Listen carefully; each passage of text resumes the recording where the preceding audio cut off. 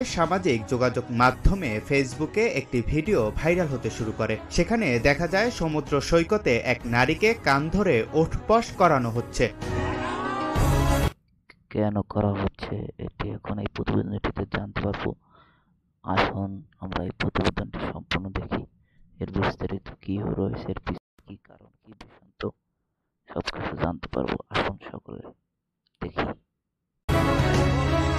ঘটনার পর আন্তর্জাতিক বার্তা সংস্থা এএফপির বাংলাদেশের ফ্যাক্ট চেক বিষয়ক সম্পাদক কদরুদ্দিন শিশির ভিডিওদাতার পরিচয় খুঁজে পেয়েছেন। তার নাম ফখরুল ইসলাম, আর ঘটনা কক্সবাজার সমুদ্র সৈকতের।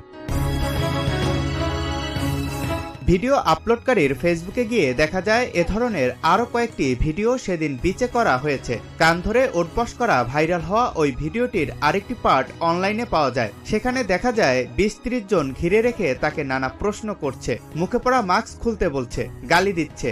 এ সময় একজন নারীও এসে ভিডিও করতে শুরু করেন। এক ফাঁকে সেই নারী এগিয়ে এসে ভুক্তভোগী নারীর মুখ থেকে জোর করে মাস্ক খুলে ভিডিও ধারণ করতে থাকেন। এএফপির বাংলাদেশের ফ্যাক্ট চেক বিষয়ক সম্পাদক কদরুদ্দিন শিশির ভিডিওগুলোর বিষয়ে ফেসবুকে একটি পোস্টে বলেন, ফেসবুক ঘেটে লাঠিওয়ালা যুবকটির পরিচয় পাওয়া গেছে। তার নাম মোহাম্মদ ফারুকুল ইসলাম। তার ফেসবুক প্রোফাইলও পুলিশের কাছে মোবাইল ফেরত চাওয়া নারীর ছবি ১২ সেপ্টেম্বর পোস্ট করা হয়। সেখানে তিনি ওই নারীর সঙ্গে যে আচরণ করেছেন তার পক্ষে সাফাই গেয়েছেন। ফারুকুলের বিভিন্ন পোস্ট বিশ্লেষণ করে বোঝা যাচ্ছে তিনিও তার সঙ্গে থাকা অনেকে ১১ সেপ্টেম্বর রাতে যে ঘটনাগুলো ঘটিয়েছেন সেগুলো রয়েছে ৩টি ভিডিওতে। এদিকে ১২ সেপ্টেম্বর সকালে তার একটি পোস্টে ফারুকুল লিখেছেন, পুলিশ ভাইদের প্রতি দোয়া রইল।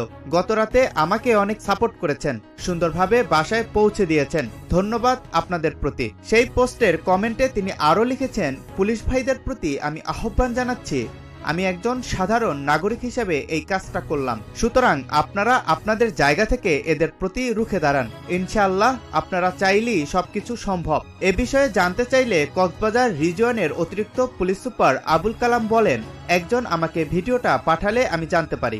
পরবর্তী সময়ে খোঁজ নিয়ে জানতে পেরেছি সেদিন এ ধরনের কিছু ঘটনা ঘটেছে। পরশুদিন রাত্রে 11টা থেকে 11:30টার দিকে 50-60 জনের বৈষম্য বিরোধী ছাত্র আন্দোলনের কিছু ছেলেবেলে প্রায় 50 থেকে 60 জন তারা আসছিল। আয়সা বিচ এলাকায়, এটা পুলিশকেও অবহিত করে নাই বা পুলিশ প্রথমে জানেও না। তারা যত ছিল হিজড়া, যারা ওই খারাপ মহিলা ছিল, এদেরকে অনুরোধ করছে চলে যাওয়ার জন্য। এর মধ্যে 2-3 জন যায় নাই, তাদেরকে নাকি তারা একটু ওই একজনকে, যেটা ভাইরাল।